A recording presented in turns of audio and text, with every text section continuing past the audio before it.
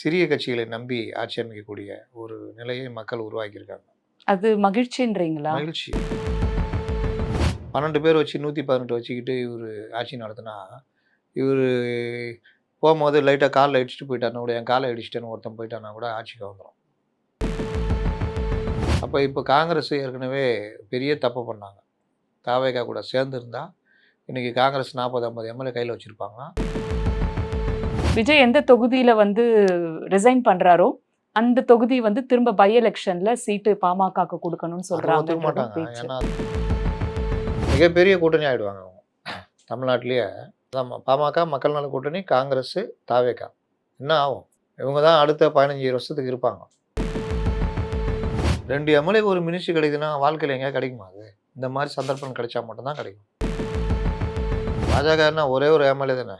அது விஜய் ஏத்துப்பாருன்றீங்களா?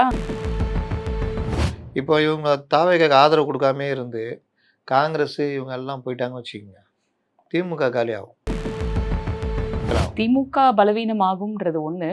இன்னொன்னு திமுகவோட கூட்டணி வச்சு எத வந்து இவரு தீய சக்தின்னு இந்த பிரச்சாரம் முழுக்க திட்டிட்டு இருந்தாரோ, அங்க இருந்து தான் இவங்களுக்கு சப்போர்ட் அவங்க ஆட்சியில கிடைக்குது. இருக்கவங்கள தான் திட்டினாரு. ஒரு 200 யூனிட் ஃப்ரீயா குடுக்குறேன்னு சொல்லியிருக்காரு. அது பெரிய பைத்தியக்காரத்தனம். முடியாது.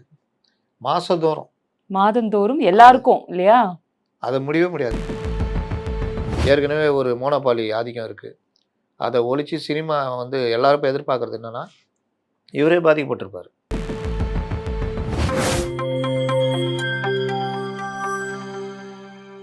நியூஸ்பிக்ஸ் இந்தியா நேயர்களுக்கு வணக்கம். இன்றைய நேர்காணலில் நம்மோடு இணைந்திருக்கிறார் மூத்த பத்திரிகையாளர் திரு முத்தலீப் அவர்கள். சார் வணக்கம். வணக்கம். கருத்து கணிப்புகள், எக்ஸிட் போல், போஸ்ட் போல் எல்லாத்தையும் பொய்யாக்குற வகையில தாவேகா 108 இடங்களை கைப்பற்றி இருக்குன்னு சொல்லலாம். இப்ப அடுத்தபடியா எதை நோக்கி போகும் சார்? அவர் வந்து கவர்னரை சந்திக்க போறதாவும், அமைச்சரவையில 20 அமைச்சர்கள் யார் யாரு அப்படிங்கிற லிஸ்ட் வரைக்கும் இப்ப வந்து வர ஆரம்பிச்சிருச்சு. இந்த அரசு அமையும் பட்சத்தில் ஸ்திரத்தன்மை எப்படி இருக்கும் அப்படின்றது முதல் கேள்வி. எங்க இருந்து இவங்க தேவையான எம்எல்ஏக்களை எடுப்பாங்க? பேச்சுவார்த்தை போயிட்டு இருக்குன்னு சொல்றாங்க. ஆனா கிட்டத்தட்ட 13 எம்எல்ஏக்களாவது வேணும் அப்படின்னு சொல்றாங்க. இது எதை நோக்கி போகும் சார்? அவருக்கு முன்னாடி உள்ள சவாலே இதுதான். மக்கள் வந்து இப்போ எம்ஜிஆர் மாதிரி ஒரு ஆட்சிய பிடிச்சிட்டாரு. 2 வருஷத்திலேயே பிடிச்சிட்டாரு. இந்த ஷார்ட் டிஸ்டன்ஸ் வந்து யாருக்குமே இல்ல. எம்ஜிஆர் கூட 72ல ஆரம்பிச்சு 77 ஆச்சு. அண்ணா வந்து 49 ஆரம்பிச்சு 67 ஆச்சு. யாரும் அந்த ஷார்ட் டிஸ்டன்ஸ் இல்ல. அப்போ அது ஒரு பெரிய வெற்றியாக பார்க்கப்படுது. ஆனா, இதெல்லாம் குடுத்த ஜனங்க 35% ஓட்டு குடுத்த ஜனங்க 108 தொகுதி தான் குடுத்துருக்காங்க. அப்ப அவருக்கு எடுத்த உடனே ஆட்சி அமைக்கிறதுலயே பெரிய சிக்கல். 2 பெரிய கட்சிகள் பெரிய அளவுல 50க்கு மேல வச்சிருக்காங்க. 47, 50 மீதி எல்லாம் ரொம்ப நானே சந்தோஷப்படுற மாரி, சிறிய கட்சிகளை நம்பி ஆட்சி அமைக்கக்கூடிய ஒரு நிலையை மக்கள் உருவாக்கியிருக்காங்க. அது மகிழ்ச்சின்றீங்களா? மகிழ்ச்சி. நல்ல விஷயம். நான் தேர்தலுக்கு முன்னாடியே பேசினேன். ஏடிஎம்கே வருதோ, டிஎம்கே வருதோ, கூட்டணி ஆட்சியா வரணும். சும்மா இவங்கலாம் கஷ்டப்படுவாங்க. எல்லாருடைய தயவுல வந்து உட்காந்துக்கிட்டு, தனித்துவ ஆட்சின்னு சொல்லிட்டு இஷ்டத்துக்கு பண்ணுவாங்க. அவங்களுக்கு ஏதாவது பண்ற மாதிரிலாம் அதெல்லாம் இருக்கக்கூடாது. ஒரு கூட்டணி ஆட்சியா நடக்கணும் அப்படின்னு. இப்ப அது இந்த மக்களுக்கு கேட்டுச்சா என்னன்னு தெரியல. அந்த மாரி ஒரு நிலையை உருவாக்கியிருக்காங்க. அப்ப இவருக்கு என்ன சவாலு? 108 பேரு. அதில 1 ராஜினாமா பண்ணிடுவாரு. 107 சபாநாயகர் 1 போக 106. 106க்கு 118 தேவை. 118னா இன்னும் 12 பேர் தேவை. 12 பேர் வச்சு 118 வச்சுக்கிட்டு இவரு ஆட்சி நடத்தினா, இவரு போம்போது லைட்டா கால்ல இடிச்சுட்டு போயிட்டாருன்னா கூட, என் கால இடிச்சுட்டேன்னு ஒருத்தன் போயிட்டான்னா கூட ஆட்சிக்கு வந்துரும். பெரும்பான்மை இல்லாம போயிடும். அப்ப என்ன பண்றது? 120, 25 வரைக்குமே கொண்டு போணும். கொஞ்சம் ஆட்கள் கூட இருக்கணும். அப்ப இப்ப காங்கிரஸ் ஏற்கனவே பெரிய தப்பு பண்ணாங்க. தாவேகா கூட சேர்ந்திருந்தா, இன்னைக்கு காங்கிரஸ் 40, 50 எம்எல்ஏ கையில வச்சிருப்பாங்களாம். இந்த பிரச்சனை வந்திருக்காது. அவரே தனி மெஜாரிட்டி வந்திருப்பாரு. கூட்டணி சேர்ந்து இந்த அலையோட கம்பேர் பண்ணி பார்த்தா அவர் 160 சீட்டு வந்திருப்பாங்க. அது மிஸ் பண்ணிட்டாங்க. ராகுல் என்னைக்காவது தான் நல்லதை யோசிப்பாரு. அப்படி யோசிச்சா சோனியாவுக்கு பொறுக்காது. பிரவீன் சக்கரவர்த்தி இன்னைக்கு சொல்லியிருக்காரு. கிட்டத்தட்ட 35 கட்சிகளை தனியாளா நின்னு விஜய் வந்து தோற்கடிச்சிருக்காரு. எம்ஜிஆரை விட இவர் பெற்றிருக்கிறது பெருவெற்றி அப்படிங்கிறாரு. ஜெயிச்சாச்சுல்ல. 50 ஆண்டுகளுக்கு ஒரு முறை வரக்கூடிய அரிய வாய்ப்பை காங்கிரஸ் தவற விட்டு விட்டது அப்படிங்கிறதையும் அவர் சொல்றாரு. அவர் எங்க இருக்கிறாரு? குடியரசுக் கட்சியில் இருக்கிறாரா? அவரும் காங்கிரஸ் தானே இருக்கிறாரு. போய் ராகுல்கிட்ட போய் சொல்லு. அப்புறம் சார், ஆனா எல்லாம் எம்ஜிஆர் அவர்கள் 1977ல 30% வாக்கு வாங்கினாலும் தனி பெரும்பான்மை கிடைச்சது 130 34 தொகுதி. தனி பெரும்பான்மை கிடைச்சது. ம். அதுதான் சொல்ல வரேன். அப்படி 4 முனை போட்டியில் எம்ஜிஆர் தனி பெரும்பான்மை கொடுத்தாங்க. கூட்டணி கட்சிகள் சேர்த்து கொஞ்சம் அதிகமாக கொடுத்தாங்க. ஆனால் இங்கே வந்து இவருக்கு அதை கொடுக்கல. இவருக்கு எடுத்தோன்னே ஒரு சவால் காத்திருக்கு. அப்போ இந்த சவாலை முறியடிக்கணும்னா 12னா 5 பேர் காங்கிரஸ், மக்கள் நல கூட்டணி ஒரு 6, 11. இங்கே பாட்டாளி மக்கள் கட்சி ஒரு 4, 15. அமமுக இல்லை வேறு யாராவது சேர்த்துக்கிட்டாருன்னா முஸ்லீம் லீக்லேயே ஏதாவது அந்த உதயசூரன் நிற்காதவங்க யாராவது வர மாதிரி இருந்தால் ஐயுஎம்எல் வரலாம் இல்ல சார்? வரமாட்டாங்க. சிபிஐ, சிபிஎம் வரணும். சிபிஐயே ஏதோ ஒரு முடிவெடுத்து தான் சொன்னாங்க. முதல்வரை பார்த்துட்டு வந்தோன்னே மக்கள் நல கூட்டணி நாங்கள் முடிவெடுப்போன்னு இவர் சொன்னார், திருமாவளவன். அப்போ கூட்டணி ஆட்சி அப்படின்னா ஒன்று நடக்க போகுதுன்னு தெரியுதுல்ல. அப்போ ஆதரவு கொடுத்து தான் ஒரு புது மாதிரியை உருவாக்கணும் இவங்க. விஜய்க்கு உதவணும் ஒரு பக்கம், இன்னொன்று தமிழகத்தில் ஒரு புது ட்ரெண்டை உருவாக்கணும். இப்போ இதுவே எதுவுமே நடக்காமல் விஜய் ஆட்சி ஃப்ளோர் டெஸ்ட்டில் தோற்று போய் நிரூபிக்க முடியாமல் போய் 6 மாதம் கவர்னர் ஆட்சி, அதுக்கப்புறம் ஆட்சியை மறுபடியும் வந்து விஜய் தனி பெரும்பான்மை பிடிச்சாருன்னா தேவையா? அதுக்கு ஒழுங்காக ஒரு கூட்டணி ஆட்சின்னு போனால் எவ்வளோ நல்லது பண்ண முடியும். அப்போ அந்த வாய்ப்பை திருமாவளவனோ இடதுசாரிகளோ காங்கிரஸ் விட மாட்டாங்க, அவங்க போயிடுவாங்க. பாட்டாளி மக்கள் கட்சி மற்றவர்களும் யோசிக்கணும். பண்ணாங்கன்னா ஓரளவுக்கு அவருக்கு 11 ஒரு 4, 11 ஒரு 4 15 ஆகிடும். 15 இருந்தால் போதும், மறுபடியும் திருச்சி கிழக்கில் ஒன்று ஜெயிச்சிருவார், 16 வந்துடும். அப்போ அவருக்கான அந்த இதை தள்ளிட்டு போகலாம். இதை பண்ணாங்கன்னா நல்லாயிருக்கும். கூடுதலாக பிரேமலதா அந்நியாரை கூப்பிட்டாங்கன்னா கூப்பிட மாட்டார் அப்படின்றீங்கள? நான் எதுவுமே சொல்லல. ஏன்னா இதுல எதுவுமே கணிப்புக்கு இடமே இல்ல. கூப்பிட்டாங்கன்னா முதலமைச்சர் பதவி நான் வச்சுக்கிறேன் தம்பி, நீ வந்து நிதி அமைச்சர் வச்சுக்கிறியா பொதுப்பணித்துறை வச்சுக்கிறியா, என்ன வச்சுக்கிற தம்பின்னு கேட்பாங்க. இன்னைக்கு சொல்லியிருக்காங்களே சார், அவர் எங்கள் வீட்டு பிள்ளை, அவருக்கு வாழ்த்து சொல்றோம், அதான் பிட்டு அது. ஆனா நாங்க இந்த கூட்டணியில தான் இருப்போம் அதெல்லாம் பிட்டு அது. அப்படிங்கிறதையும் சொல்லியிருக்காங்க. அப்புறம் தம்பி அந்த திருச்சி கிழக்கு காலி பண்ணுறல, அதில் தம்பி பிரபாகரன் நிற்க வச்சு ஜெயிக்க வச்சிடலாம் தம்பி. சார், அதுதான் அன்புமணி அவர்கள் வந்து அந்த தொகுதி பாமகக்கு கொடுக்கணும்ட்டும் துணை முதல்வரா வந்து ஒரு சௌமியா அவர்களுக்கு கேட்டதாகவும் ஒரு செய்தி வந்து வர தொடங்கி இருந்தது. அதுல எந்த அளவுக்கு உண்மை இருக்கு சார்? அதெல்லாம் கொடுத்து வச்சுக்கலாங்க. பேச்சுவார்த்தை. ம். அதெல்லாம் கொடுத்து வச்சுக்கலாம். வச்சுக்கிட்டா துணை முதல்வர் தரமாட்டோம், பொதுப்பணித்துறை இது சுகாதாரத்துறை இந்த மாதிரி ஏதாவது தரோம் அப்படின்ட்டு வச்சுக்கலாம். அது வேணால் உங்களுக்கு பாமக கொடுக்குறோம் வச்சுக்கோங்க. விஜய் எந்த தொகுதியில வந்து ரிசைன் பண்றாரோ அந்த தொகுதி வந்து திரும்ப பை எலெக்ஷன்ல சீட்டு பாமகக்கு கொடுக்கணும்னு அது ஒத்துக்க சொல்றாங்க மாட்டாங்க. பேச்சு. ஏன்னா அது தாவேக அவங்க பிரச்சனையே அதுதானே, மெஜாரிட்டியில் இருந்தது. அதனால் அதுக்கு ஒத்துக்க மாட்டாங்க. உங்களுக்கு ஒரு அமைச்சர் பதவி தரணும், மற்ற விஷயங்கள்லாம் பார்த்துக்கலான்றோம். அந்த மாதிரி கண்டிஷனோட போனாங்கன்னா இவங்களுக்கும் நல்லதுங்க. அவங்க நல்லா பாருங்கள், மிகப்பெரிய கூட்டணி ஆகிடுவாங்க அவங்க தமிழ்நாட்டிலேயே. அதான் பாமக, மக்கள் நல கூட்டணி, காங்கிரஸ், தாவேகா. என்ன ஆகும்? இவங்க தான் அடுத்த 15 வருஷத்துக்கு இருப்பாங்க, அவ்வளோ ஸ்ட்ராங்காக இருப்பாங்க. அப்போ அதை கெடுத்துக்காமல் நீங்கள் நல்ல சான்ஸ் இவங்களுக்கு. காங்கிரஸ் சான்ஸை மிஸ் பண்ணிட்டாங்க, இப்போ அதை சரி பண்ண பார்க்குறாங்க. ஏதாவது நல்லது பண்ணலாம்ல மக்களுக்கு. ஆளுக்கு ஒரு மினிஸ்ட்ரி வாங்கி உக்காந்துட்டு கூட ஏதாவது பண்ணிட்டு போகலாம்ல. 2 எம்எல்ஏக்கு ஒரு மினிஸ்ட்ரி கிடைக்குதுன்னா வாழ்க்கையில் எங்கேயா கிடைக்குமா? அது இந்த மாதிரி சந்தர்ப்பம் கிடைச்சா மட்டும்தான் கிடைக்கும். ஏன் அப்படின்னா அதிமுக கூட ஆதரவு கொடுக்கலாமே சார். அதிமுக பாஜக இருக்கிறதால அது அதிமுக பெரிய நடக்காதுன்றீங்களா? கட்சிங்க. அவங்க வந்து முதலமைச்சர் இதை நோக்கி நகர்றவங்க. அவங்க இவங்களை ஆதரிச்சிட்டாங்கன்னா அது ஒரு மைனஸாக போயிடும். இன்னொன்று செய்யலாம், யாருமே இல்லை ஆட்சி கவர போகுது, அந்த மாதிரி கண்டிஷன் வரும்போது ஆட்சி கவரக்கூடாதுன்றதுக்காக நாங்கள் வெளியிலேருந்து ஆதரவு தரோம் அப்படி ஒன்று சொன்னால் கௌரவமாக இருக்கும். தேவைப்பட்டால் ஃபீஸை பிடிங்கிடலாம். ஆனால் உள்ளாட்சி தேர்தல் என்ன பண்ணுவீங்க? இதே தாவேகா எதிர்த்து தான் நிற்கணும். வெளியிலேருந்து ஆதரவு கொடுத்து தாவேகா எதிர்த்து நின்னா எப்படி நடக்கும்? இல்ல இப்போ பாஜகவை விட்டு அதிமுக விலகி பாஜகலாம் விட வந்தாதான் தேவையில்ல. பாஜகன்னா ஒரே ஒரு எம்எல்ஏ தானே. அது விஜய் ஏத்துப்பாருன்றீங்களா? வெளியிலேருந்து ஆதரவுன்னு வச்சுக்கோங்க. அவருக்கு எங்கள் ஆட்சியே போகுதுன்னா அதிமுக வெளியிலேருந்து ஆதரவு கொடுக்குதுன்னா விஜய்க்கு என்ன பிரச்சனை இருக்குது? ஆனால் உள்ளாட்சி தேர்தல் எம்பி எலெக்ஷன்லாம் என்ன பண்ணுவாங்க? 5 வருஷம் இவங்க 2 வருஷம் இவங்க கூட இருந்துட்டு 29ல் இவங்க சரியில்லைன்னு போய் எம்பி எலெக்ஷனில் பிரச்சாரம் பண்ண முடியுமா? அது ஒன்று இருக்குல்ல. சரி, இப்போ அதிமுகவை பத்தி பார்த்தோம்னாக்கா 1996க்கு அப்புறமா ஒரு மோசமான தோல்வி இது அப்படிங்கிற மாதிரி செய்திகள் நம்ம பார்க்குறோம். நீங்கள் அந்த ஓட் பர்சன்டேஜ் பார்த்தீங்கன்னா 22 அதே தான் இருக்காங்க. ம். 24 என்ன பர்சன்டேஜ் அதுதான், ஒன்றுமே குறையில. இவங்களுக்கு தான் 2% குறைஞ்சி போயிருக்குது திமுகவுக்கு. அதனால் 2% குறைஞ்சியும் கூட்டணி பலம் வச்சுக்கிட்டு கொஞ்சம் கூட இருக்கிற சீட்டு மாதிரி காமிக்குது. இருக்கிறதே உண்மையான தோல்வின்னு பார்த்தீங்கன்னா திமுகவுக்கு தான். இவர்களுக்கும் இருக்குது. 3ஆம் இடத்துக்கு போயிட்டாங்க. எதிர்க்கட்சி அது பிரதான எதிர்க்கட்சி அந்தஸ்தை இழந்துட்டாங்களே ஆமாம், சார். அது திமுக போகலையா 2011 போயிருக்காங்க. 23 இல்லைன்னு தொகுதி சொல்லல. 23 சீட்டாகணும். இவங்களா ம். கொஞ்சம் கௌரவமாக 47 சீட்டு இருக்குது. இது அரசியல் கட்சிகள் வாழ்க்கையில் சகஜம். அதுக்கு பிறகு எப்படி தலையெடுக்கிறாங்கன்றதை பார்க்கணும். 2011 ஒன்றும் இல்லாமல் போன திமுக பெரிய லெவலில் இருந்த தேமுதிக. ஆனால் அடுத்த எலெக்ஷன்லேயே விஸ்வரூபம் எடுத்தாங்க. இப்போ இவங்க தாவேக்கு ஆதரவு கொடுக்காமே இருந்து காங்கிரஸ் இவங்க எல்லாம் போயிட்டாங்க வச்சுக்கோங்க, திமுக காலியாகும். அது ஒரு ராஜதந்திர நடவடிக்கையாக இருக்கும். ஆதரவே கொடுக்காம வெளில இருந்தால் அடுத்து என்டிஏ வெர்சஸ் டிவிகே அலையன்ஸ்ன்னு தான் வரும். அப்போ வரும்போது எம்பி சீட்டு மற்ற விஷயங்களில் உங்களுக்கு இதாகும். திமுக இல்லாமல் போச்சுன்னா அந்த வாக்குகள் யாருக்கு போகும் அப்படின்றதெல்லாம் இருக்குது. அதனால் பல விஷயங்கள் இதுக்கு பின்னாடி இருக்குது. நீண்ட காலமாக யோசிக்கிறதுலாம் இருக்குது. காங்கிரஸ் இப்போ வெளியே போகிறதே திமுகவை பலவீனமாக்குறது தானே. தாவேகா கூட போகிறது பலவீனமாக்குறது தானே. அதே மாதிரி மக்கள் நல கூட்டணி அப்படியே போயிடுச்சு வச்சுக்கோங்க, என்ன ஆகிடும்? படுபலகீனமாகிடும் திமுக. ஐயுஎம்எல்ஏ வச்சு என்ன பண்ணுறது? அதனால் அது ஒரு சிக்கலாகும். திமுக பலவீனம் ஆகும்ன்றது ஒண்ணு. இன்னொன்னு திமுகவோட கூட்டணி வச்சு எதை வந்து இவர் தீய சக்தின்னு இந்த பிரச்சாரம் முழுக்க திட்டிட்டு இருந்தாரோ அங்க இருந்து தான் இவங்களுக்கு சப்போர்ட் அவங்க ஆட்சியில் கிடைக்குது. இருக்கவங்கள தானே திட்டினாரு, ம். கூட்டணி கட்சியில் திட்டலையே.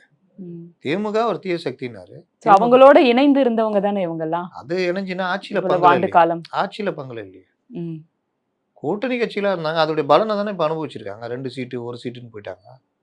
பர்சன்டேஜ்லாம் பார்த்தீங்களா? 0.6 2.5 இருந்த மார்க்சிஸ்ட் கட்சி 0.6. எல்லா ஓட்டையும் பிடிங்கி தான் ஒரு 35% வச்சுன்னுக்கிறாரு. அப்போ இவர் தீய சக்தி திட்டினா ஏங்க இது அரசியல் எல்லாம் சாதாரணம். சகஜம். ம். நாளைக்கே என்டிஏல பாஜக வேணாம், தாவேகா நம்மளும் சேர்ந்து நிற்போன்னு ஏடிஎம்கே முடிவுக்கு வந்துச்சு. இனி அதுக்கான வாய்ப்பு கிடையாது. ஏன்னா அதிமுக இறங்கணும் ஒரு ஸ்டெப் கீழே. நல்லா இருந்த காலத்திலேயே தன்னை நிரூபிக்காத காலத்திலேயே தாவேகா அதுக்கு ஒத்துக்கலை. தன்னை நிரூபிச்சிட்டாங்க. இப்போ இனிமேல் நீ தான் செகண்ட் பார்ட்டின்னு சொல்லுவாங்க ஏடிஎம்கேவை. அதனால் ஏடிஎம்கே என்ன பண்ணோம், நம்ம தனித்துவத்தை காப்பாற்றிக்குவோம். என்டிஏ நமக்கு ஏற்ற அலையன்ஸு. பாஜகவை அங்கே போக விடாமல் பார்த்துக்குவோம். இது இங்கே இருக்கிற டிஎம்கே தான் அவர் எடுப்பார். டிஎம்கேல இருக்கிற கூட்டணி கட்சிகளை ப்ளஸ்ஸு பாமக போகும். இது அவங்க ஒரு கூட்டணி ஃபார்ம் ஆகிடுவாங்க. நம்ம என்டிஏ அப்படியே வச்சுட்டு ஓட்டலாம். அங்கே பார்த்தீங்கன்னா ஒன்றும் இல்லாமல் போவாங்க. 26% வச்சுக்கிட்டுலாம் நீங்கள் போட்டி போடும்போது அடிபடுவாங்க. நீங்களா நானான்ற மாதிரி ஆகிடும். இவங்களுக்கும் அதே 26-25% தான் வரும். அப்போ யாருன்றதெல்லாம் பார்க்க வேண்டியது. இந்த மாதிரி பல விஷயங்கள் இருக்குது. இன்னொன்று, ஒரு தேர்தலில் வாங்கின உச்சபட்ச வாக்கெல்லாம் அடுத்த தேர்தலில் இருக்குன்றதெல்லாம் கிடையாது. இவர் ஏகப்பட்ட நீங்கள் இந்த சவால்லாம் முறியடித்து ஆட்சியில் உட்காந்தாருன்னா அதை விட பெரிய பெரிய சவால்கள் இருக்குது. நிதி சுமை, அதை சமாளிக்கணும். இவர் பாட்டிலுக்கு 10 ரூபான்னு பாடியிருக்காரு. அந்த பாட்டிலுக்கு 10 ரூபாவெல்லாம் கட் பண்ணணும். அதற்கு பிறகு பெண்களுக்கு 2500 உரிமை தொகை. அது போக 60 வயதுக்கு உட்பட்ட பெண்களுக்கு 2500 உரிமை தொகை. அப்போ ஒரு வீட்டில் ஒரு அம்மா ரேஷன் கார்டில் 2500 வாங்குறாங்கன்னா, அதே வீட்டில் 2 பெண்கள் 60 வயதுக்கு உட்பட்டு இருந்தாங்கன்னா 7500 ஒரு குடும்பத்துக்கு கொடுக்கணும். முதியோர் பென்ஷன் தனியா சொல்லிருக்காங்க தனியாக வேறு சார். கொடுக்கணும். 3000 ரூபாய். அது வேறு கொடுக்கணும். அதே வீட்டில் டிப்ளமா படித்த பையன் இருந்தானா அவனுக்கு உதவி வேலை தொகை வாய்ப்பு 4000 இல்லாம 4000. இருந்தாருன்னா தரணும். அப்போ அதெல்லாம் கூட விட்டுருங்க. ஒரு ரொம்ப சவரன் தங்கம் தரணும் கல்யாணம் அதெல்லாம் ஆச்சா. ரொம்ப கரைஞ்ச எண்ணிக்கை தான் வரும். ரொம்ப ம். பெருசாக வராது. இந்த உரிமை தொகை தான் பெரிய அளவில் மாதம் உங்களுக்கு பெரிய பாடுனா வந்து நிற்கும். அதெல்லாம் சமாளிக்கவே முடியாது. அப்போ அது அவர் முன்னாடி இருக்க சவால். கட்சிக்கு அந்த இதுக்கு வாங்கினதுக்கு வட்டி கட்டணும். அந்த 10 லட்சம் கோடி ரூபாய்க்கு வட்டி கட்டணும். இதுக்கு மேலே கடன் வாங்க முடியாது. ஏன்னா அந்த லிமிட்டை தொட்டாங்க இந்த கவர்மெண்ட்டு. அப்போ அவர் மத்திய அரசு வந்து அதுக்கு அனுமதிக்கணும், ஏதாவது கடன் வாங்கணும்னா. அப்போ மத்திய அரசோட இணக்கமாக போகணும். முந்தின கவர்மெண்ட் மாதிரியும் பண்ண முடியாது. இதெல்லாம் நம்ம அவருக்கு வைக்கிற வேண்டுகோள், மத்திய அரசோட இணக்கமாக போங்க அப்படின்றது.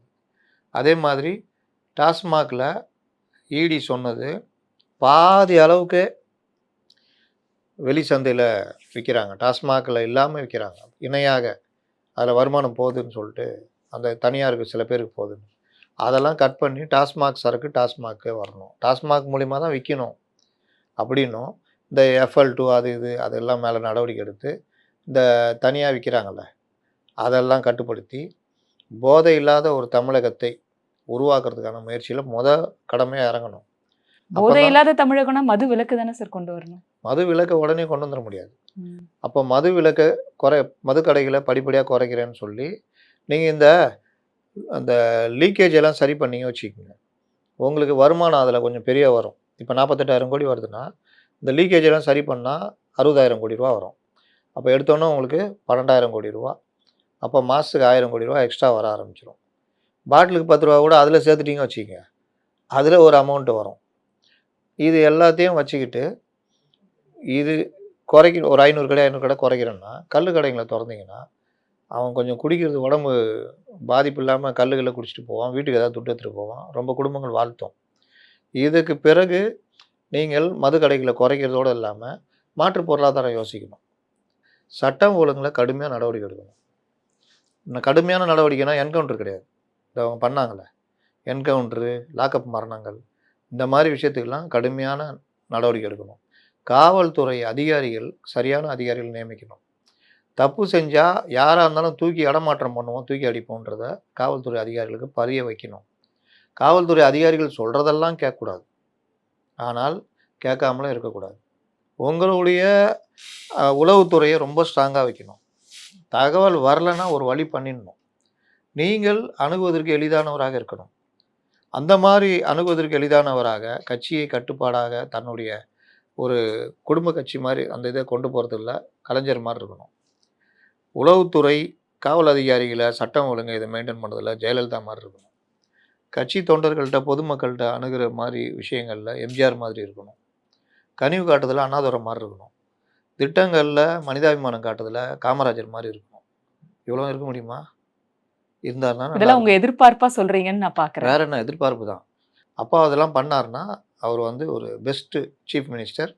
அடுத்து ஒரு 25 வருஷத்துக்கு 20 வருஷத்துக்குனா வயசு இருக்குது, 20 வருஷம் 25 வருஷம் அவர் அசைக்க முடியாது. அவருக்கு பிறகும் தாவேகா இருக்கும்.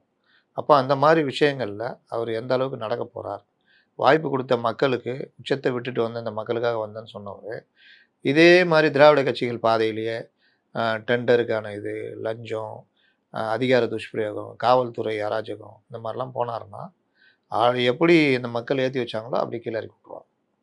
அப்போ ஒரு மாற்றாக இப்போ ஒரு நவீன் பட்நாயக் பண்ணார், இந்த மாதிரி பலரும் பண்ணியிருக்காங்க, நல்ல ஒரு இதெல்லாம் கவர்னன்ஸ்லாம் கொடுத்துருக்காங்க. அந்த மாதிரி அசைக்க முடியாத அளவுக்கு கொடுத்தீங்கன்னா உண்மையிலே ஏன்னா ரொம்ப பேர் இப்போ அதிக அளவு 35% தனியாக நான் யோசிச்சு பாருங்கள், யாருக்குமே இருந்தது இல்லைங்க.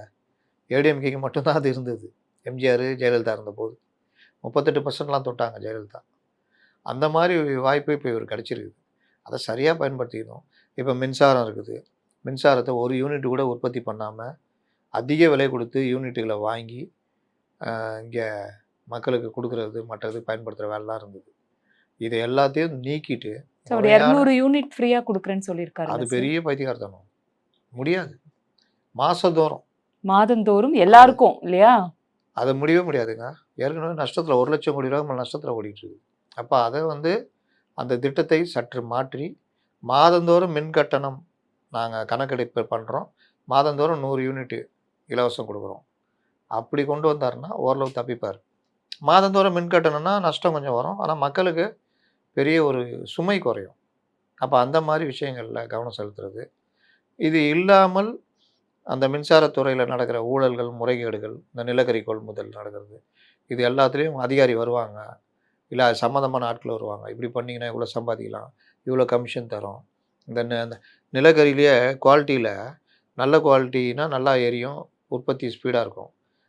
மோசமான குவாலிட்டிலாம் இருக்குது. அந்த குவாலிட்டியை நல்ல குவாலிட்டி ரேட்டுக்கு எடுத்துக்கோங்க, நாங்கள் சப்ளை பண்ணுறோம், உங்களுக்கு தனியாக பார்க்குறோம். இப்படி தான் ஊழல் இதெல்லாம் ஆரம்பிக்கும். இந்த டெண்டர் எங்களுக்கு பண்ணி கொடுங்க, உங்களுக்கு நாங்கள் இவ்வளோ பண்ணுறோம்.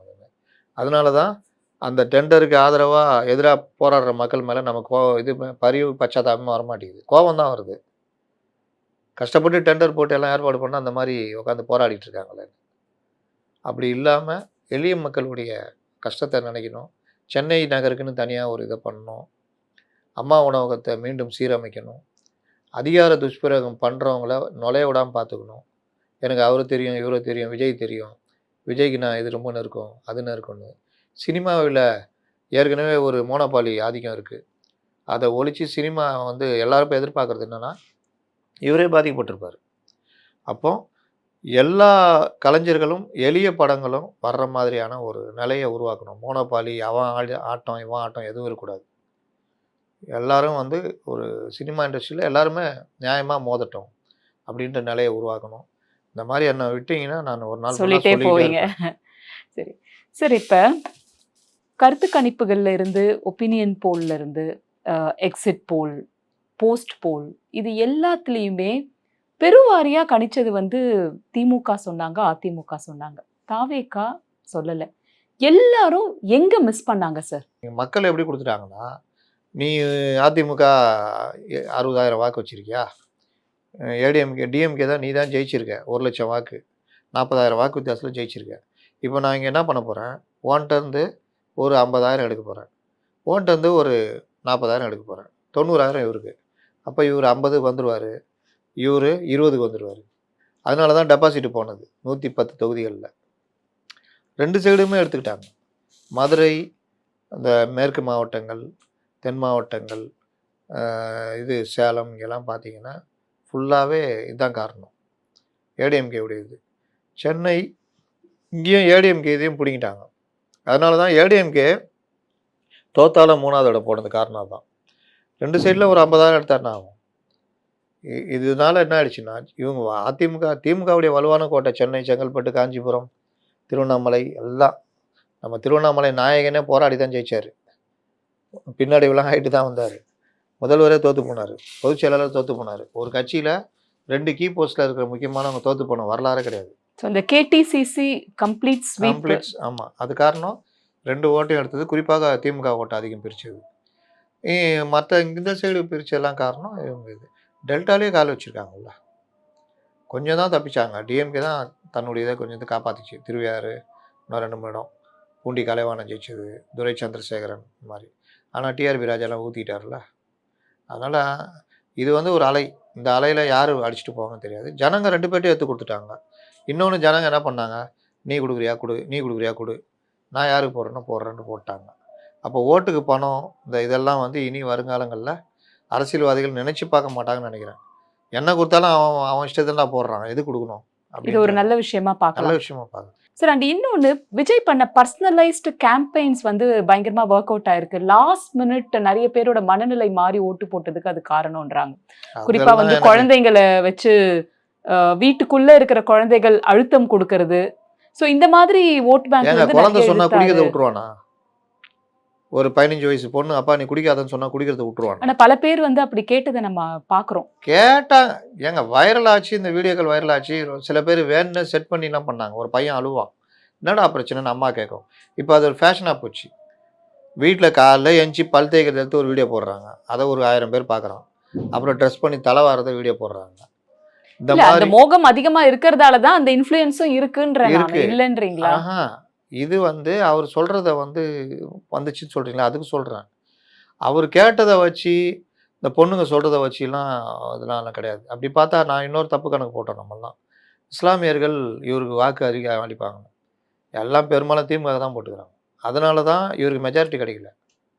இல்லாட்டி பல இடங்களில் ஜெயிச்சிருப்போம். வாணியம்பாடிலாம் சரி, ஆனா தனி தொகுதிகள்ல அதிகப்படியா அது தாவேகா கிடைச்சிடும், வெற்றி அதெல்லாம் பெற்றிருக்காங்க கிடைச்சிருக்கு. இல்லையா? பொதுவான வாக்காளர்கள், இந்த பட்டியலின மக்கள், அந்த மாதிரி எல்லாம் போட்டிருக்காங்க. ஒரு மேல்தட்டு வர்க்கம், அதில் பாதி இவருக்கு வந்திருக்குது, பாதி பிஜேபி, அதிமுக அந்த மாதிரி. ஆனால் இஸ்லாமியர்கள் இவர்கள் பார்த்தீங்கன்னா பெரும்பாலும் திமுகவே போட்டிருக்காங்க. எல்லாத்துக்கும் இதே எடுத்துக்கங்க, பாளையங்கோட்டை அப்துல் வகாப் மேலே அவ்வளோ கோவம். அங்கே வாக்குப்பதிவே கம்மி. ஆனால் அப்துல் வகாப் தான் மறுபடியும் ஜெயிக்கிறார். ஊரெலாம் தாவேகா ஜெயிக்குது, அங்கே மட்டும் ஜெயிக்கல. சேப்பாக் எல்லாம் திருவல்லிக்கேணிலையும் இஸ்லாமியர்கள் ஓட்டு ஆமாம், அதிகப்படியா. அதுதான் அதே காரணம். இல்லாட்டி பின்தங்கினவர் எப்படி மேலே வருவார்? எக்மோர்லேயும் அப்படி தான். ராஜ்மோகனுக்கு இஸ்லாமியர் சைடு எங்கேயுமே ஓட்டு விடல. மற்ற ஓட்டுகள் கொஞ்சம் ஜாஸ்தி விழுந்தாலும் தப்பிச்சார். இதில் இதுதான் நம்ம துறைமுகத்துலேயும் அப்படி தான். இஸ்லாமியர்கள் ஓட்டு விழாத ஒரு காரணத்தினால தான் அவர் போனார். இந்த மாதிரி பல தொகுதிகள், வாணியம்பாடி சொல்கிறேன்னே, ஐயுஎம்எல் 1500 ஓட்டில் அவர் ஜெயிக்கிறார். இந்த நின்ன வேட்பாளருக்கு நல்ல வரவேற்பு, கிட்ட வந்து தோக்குறாரு. இந்த மாதிரிலாம் வந்து ஜமாத்தில் பேசுறது அது வந்து. அப்போ இந்த மாதிரி விஷயங்கள் எல்லாமே வந்து இந்த தேர்தலில் முடிவு வந்து நீ சொன்ன மாதிரி கடைசி நாள் முட்டி ஓட்டு போனது அதெல்லாம் கிடையாது. பொதுவாகவே பிடிக்கல ஜனங்களுக்கு. ஒரு மாற்றம் வரணும். அதில் இங்கே கவர்ச்சிகரமாக இப்போ ஜெயலலிதா மாதிரி ஏதோ ஒரு லீடர் இருந்திருந்தாங்கன்னா இந்த அளவுக்கு வந்திருக்காது. இங்கே இவரை கொஞ்சம் நஞ்சம் ஒரு ஒர்க்கையும் வந்து இவரை ரொம்ப டீஃபேம் பண்ணி ஒன்றும் இல்லாத மாதிரி காமிச்சு பொதுமக்கள் ஆனா மத்தியில் ஒரு கடுமையான உழைப்ப போட்டாரு சார். ஆமாம் எடப்பாடி அவர்களும் எனக்கு சரி, ஸ்டாலின் அவர்களும் 2 சக்திக்கு பெரியவர்களும் மீறி உழைச்சேன் அப்படின்னு 2 பேரும் சக்திக்கு மீறி இல்லை, வயசுக்கு மீறி போட்டாங்க. அவருக்கு 2 முட்டியும் பிரச்சனை இருக்குது. எடப்பாடி அவர்களுக்கு. எடப்பாடி பழனிசாமிக்கு 2 முட்டியும் பிரச்சனை. அவரால் ரொம்ப நடக்க முடியாது, பண்ண முடியாது. ஆனாலும் அவர் வந்து 330 தொகுதி சுற்றியிருக்காரு. மொதல் தடவை 195 தொகுதி, 2வது தேர்தல் அறிவிச்ச பிறகு 130 தொகுதிக்கு மேலே சுற்றியிருக்காரு. அது வந்து அவர் பெரிய அளவுக்கு பிரச்சாரம் பண்ணார். இவர் சக்திக்கு முடிஞ்ச அளவுக்கு இவர் போனார். இதெல்லாம் போயும் உழைப்பு வீணாக போகுது. ஸோ இவங்க 2 பேர் போட்ட உழைப்புல அவரு கொஞ்சமாவது போட்டிருந்தாருன்னா இந்நேரம் மெஜாரிட்டி வந்திருப்பாரு. பயங்கர ஸ்வீப்பாவும் இருந்திருக்க பெரிய வாய்ப்பு அளவில் இருக்கும். மெஜாரிட்டி வந்திருக்கும். நான் இன்னைக்கு 2, 3 இதில் பதிவு பண்ணேன். அந்த ஒரு போக முடியாத கிடைக்காத இடத்துலலாம் அவர் பிரச்சாரம் பண்ணுறது ஹெலிகாப்டர்லாம் பயன்படுத்தணும், எல்லா இடத்துக்கும் போகணும்னு. இப்போ நான் சொன்னேன்ல வாணியம்பாடி, வாணியம்பாடி, ஆம்பூர், ராணிப்பேட்டை ஜெயிச்சிட்டாங்க. ராணிப்பேட்டை இது திருப்பத்தூர் மாவட்டம் இருக்குல்ல, அங்கே திருப்பத்தூர் தொகுதி. அப்போ இவர் இந்த சைடு கொஞ்சம் போயிருந்தாருன்னா ஜனங்க அந்த முஸ்லீம் வாக்குகள் கூட விழுந்து அந்த வாணியம்பாடி வேட்பாளர் கூட ஜெயிச்சிருப்பார், ஆம்பூர் வேட்பாளர் ஜெயிச்சிருப்பார், ஜோலார்பேட்டையில் கூட முடிவு மாறி இருக்கும். அந்த மாதிரி பல இடங்களில் தென் மாவட்டங்களில் ஒரு சுற்றி இருந்தாருன்னா இன்னும் ஒரு அடி. திருநெல்வேலியெல்லாம் போனால் நல்லா கூட்டம். இந்த சைடு கொஞ்சம் ராமநாதபுரம் சைடெலாம் போயிருந்தாலும் ரொம்ப பேருக்கு சிக்கலாயிருக்கும். இவருக்கு மெஜாரிட்டிக்கு பிரச்சனை வந்திருக்காது. அது ஒரு காரணம் தான். ஸோ நன்றி சார். பொறுத்திருந்து பார்ப்போம் அமைச்சரவை எப்படி அமைக்கப்படுது, எந்தெந்த கட்சிகள் தாவேகாவோட இணையறாங்கன்றத. வணக்கம்.